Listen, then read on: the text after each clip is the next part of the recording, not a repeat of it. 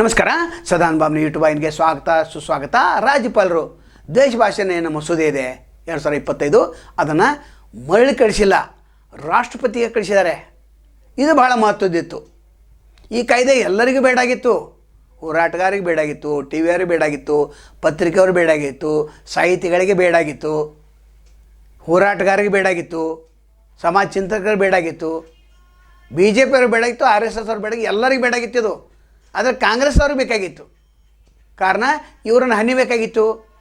ಅಲ್ಲಿ ಏನಿದೆ ದೇಶ ಭಾಷಣದಲ್ಲಿ ಒಂದು ನೀವು ಭಾಷಣ ಮಾಡೋಕ್ಕೆ ಹೋದರೆ ವಕೀಲ ಕಡೆ ಹೋಗ್ಬೇಕು, ಅಲ್ಲಿ ಬರ್ಕೊಂಡು ಬರ್ಬೇಕು, ಅಲ್ಲಿಂದ ಓದಬೇಕು, ಓದೇ ಭಾಷಣ ಮಾಡ್ಬೇಕು. ಎಲ್ಲರೂ ಓದದೇ ಇದ್ದರೆ ನೀವು ಅರೆಸ್ಟ್. ಅದು ನಾನ್ ಬೇಲೇಬಲ್ ಅಲ್ಲ ಅದು ನಾನ್ ಬೇಲೇಬಲ್. ಈಗಾಗಲೇ BNSದಲ್ಲಿ ಕಾಯ್ದೆದಲ್ಲಿ ಇದಲ್ಲ. ಅದನ್ನು ಅನೇಕ IPS ಅಧಿಕಾರಿಗಳು, ಪೊಲೀಸ್ ಅಧಿಕಾರಿಗಳು ಎಲ್ಲೆಲ್ಲಿ ಮಾತಾಡ್ತಾ ಇದ್ದಾರೆ. ಇದು ಅಗತ್ಯ ಇರಲಿಲ್ಲ. ಇದು ಹಿಟ್ಲರ್ ಶಾಹಿ ಆಡಳಿತ ಆಗ್ತೈತೆ. ನಾನು ಸುಗ್ರೀವಾಜ್ಞೆ ಮೂಲಕ ಇದು ತಂದ್ರೆ ಮತ್ತು ಆಶ್ಚರ್ಯಪಡಬೇಕಾಗಿಲ್ಲ. ಅದು ಒಂದಿದೆ.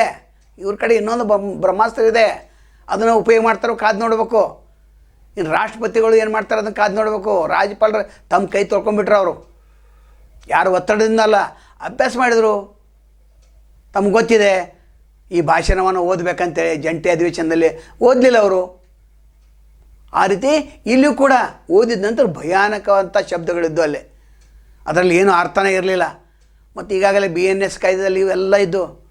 ಅದರ ಪ್ರಬಲ ಅಸ್ತ್ರವಾಗಿ 5 ಕಾಯ್ದೆಗಳನ್ನ ನಾವು ಮತ್ತೆ ಸೇರಿಸಿದ್ದೇವೆ ಅಂಥೇಳಿ ಸಂಘ ಸಂಸ್ಥೆಗಳು, ನೋಂದಣಿ ಇಲ್ಲದ ಸಂಘ ಸಂಸ್ಥೆಗಳು ಅಂತ ಹೇಳಿದರು. ಅಂದರೆ ಯಾವುದು RSS ಅಂದರೆ ಮೇನ್ ಟಾರ್ಗೆಟ್ ಆಯಿತು. BJP ಲೀಡರ್ಗೆ ಟಾರ್ಗೆಟ್ ಆದರು. ಈಗ ಮುಖ್ಯಮಂತ್ರಿಗಳು CM ಸಿದ್ದರಾಮಯ್ಯ ಅವರು ಒಳ್ಳೆಯದು ಬಂತು. ಅವರು ತಡೆ ತಟ್ಟಿ ಏನಾದರೂ ಒಂದು ಸದನದಲ್ಲಿ ಮಾತಾಡ್ಯಾರಂದ್ರೆ ಅದು ದ್ವೇಷ ಭಾಷಣದಾಗ ಬರ್ತೈತೆ. ಮತ್ತು ಅವ್ರನ್ನೂ ಅರೆಸ್ಟ್ ಮಾಡಬೇಕಾಗ್ತೈತೆ. ಇಂಥ ಎಷ್ಟೆಷ್ಟು ಮಂತ್ರಿಗಳು ಸಹಿತ ಅರೆಸ್ಟ್ ಆಗ್ತಾರೆ. ಇಲ್ಲಿ ವಕೀಲರು ಏನು ಬರೆದು ಕೊಟ್ಟಿರ್ತಾರೆ, ತಪ್ಪು ಒಂದು ಶಬ್ದ ಬರೆದು ಕೊಟ್ಟಿದ್ದಾರೆ ಅದು ಕೂಡ ಅಂದರೆ ಭಯಾನಕವಾದಂಥ ವಾತಾವರಣ ನಿರ್ಮಾಣ ಆಗ್ತಿತ್ತು. ಅದು ಒಟ್ಟಾರೆ ರಾಜ್ಯಪಾಲರು ಭಾಳ ಚಾಣಾಕ್ಷ ಬುದ್ಧಿಯನ್ನು ಓಡಿಸಿದ್ದಾರೆ. ಒಟ್ಟಾರೆ ರಾಷ್ಟ್ರಪತಿ ಕಳಿಸಿಕೊಟ್ಟಿದ್ದಾರೆ. ಇದು ಒಂದು ಪ್ರಮುಖ ಪತ್ರಿಕೆಯಲ್ಲಿ ಬಂದಿದೆ.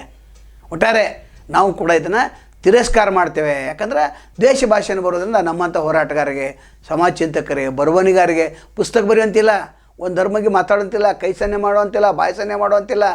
CT ರವಿ ಅವರು ವಿಧಾನ ಪರಿಷತ್ತಲ್ಲಿ 1 ತಾಸು ಮಾತಾಡಿದರು. ವಿರೋಧ ಪಕ್ಷ ನಾಯಕರು, ಅನೇಕರು BJP ನಾಯಕರು 6 ತಾಸು ಚರ್ಚೆ ನಡೀತು. ದೇಶ ಭಾಷಣದಿಂದ ಏನು ಮಸೂದೆ ತಂದರೆ ಇದು ಎಷ್ಟು ಕಠಿಣ ಅಂತ. ಅದರ ವಿಧಾನಸಭೆಯಲ್ಲಿ ಬೆಂಬಲಿತ್ತು, ಪಾಸ್ ಮಾಡಿಕೊಂಡ್ರು. ವಿಧಾನ ಪರಿಷತ್ನಲ್ಲಿ ಧ್ವನಿಮತನ ಅಂಗೀಕಾರ ಮಾಡಿಕೊಂಡ್ರು. ನಂತರ ರಾಜ್ಯಪಾಲರು ಕೊಟ್ಟರು. ರಾಜ್ಯಪಾಲರು ಓದಿದರು, ಅವು ಇಟ್ಬಿಟ್ರು. ಅದರ 3 ತಿಂಗಳ ಒಳಗೆ ಕಳಿಸ್ಬೇಕಲ್ಲ, ರಾಷ್ಟ್ರಪತಿಗೆ ಅವಗಾನಿಗೆ ಕಳಿಸಿದ್ದಾರೆ. ಒಟ್ಟಾರೆ ಈ ದೇಶ ಭಾಷೆನ ಏನು ಮಸೂದೆ ಇದೆ ಅದನ್ನು ತಡೆದಿದ್ದಕ್ಕಾಗಿ ನಾವು ರಾಜ್ಯಪಾಲರಿಗೆ ಧನ್ಯವಾದನ ಅರ್ಪಣೆ ಮಾಡ್ತೇವೆ. ಕಾರಣ ಹೋರಾಟಗಾರರಿಗೆ ಜಯ ಆಗಿದೆ, ಚಿಂತಕರಿಗೆ ಜಯ ಆಗಿದೆ, ಸಾರ್ವಜನಿಕರಿಗೆ ಗೊತ್ತನೇ ಇಲ್ಲ. ಇದು ಯಾರಾದರೂ ಒಬ್ಬರು ಎಲ್ಲಿಯಾದರೂ ಒಂದು ಹಳ್ಳಿಯಲ್ಲಿ ಮಾತಾಡಿದ್ರೆ ನೇರವಾಗಿ ಜೈಲಿಗೆ ಹೋಗ್ಬೇಕಾಗಿತ್ತು. ಇದು ಕರಾಳ ಮಸೂದೆಯನ್ನು ಯಾರು ಅಭ್ಯಾಸ ಮಾಡಿಲ್ಲ. ಮತ್ತು ಯೂಟ್ಯೂಬ್ದವರು ಅಭ್ಯಾಸ ಮಾಡಿಲ್ಲ, ಪತ್ರಿಕೆಯವರು ಅವರು ಕೂಡ ಮೌನ ಇದ್ದರು, ಏನೂ ಬರೆಯುವಂತಿಲ್ಲ. ಯಾವುದೇ ಧರ್ಮ ಬಗ್ಗೆ 1-2 ಶಬ್ದ ಹಾಕಿ ಬರ್ದಾರಂದ್ರೆ ಅವರು ಕೂಡ. ಮತ್ತು ಸಂಘಟಕರು ಈಗ RSS ಒಂದು ಸಂಘಟನೆ ಮಾಡಿರ್ತಾರೆ. ಅವ್ರು ಏನಾದರೂ ಬೀದಿ ಮೇಲೆ ಏನೋ ಮಾತಾಡಿದ್ರು, ಸಂಘಟಕರ ಸಹಿತ ಒಳಗೆ ಅಂದ್ರೆ ಮಾತಾಡ್ದವ ಇವ ಸಂಘಟದವ ಜೈಲಿಗೆ ಹೋಗ್ಬೇಕು. ಅದು ಎಂಥ ಮಸೂದೆ ಅದು. ಒಟ್ಟಾರೆ ಕರಾಳ ಮಸೂದೆಯನ್ನು ತಡೆಗಟ್ಟಿದ್ದಾರೆ ರಾಜ್ಯಪಾಲರು. ಇದಕ್ಕೆ ನಾವು ಸ್ವಾಗತವನ್ನು ಕೋರ್ತೇವೆ. ರಾಷ್ಟ್ರಪತಿಯವರು ಕೂಡ ಇದನ್ನು ತಿರಸ್ಕಾರ ಮಾಡಬೇಕು, ಅಂಗೀಕರಿಸಬಾರ್ದು ಅಂತ ಕೇಳ್ಕೊತೇವೆ. ನಾನು ಮತ್ತು ತಮ್ಮನ್ನು ಭೇಟಿಯಾಗ್ತೇವೆ.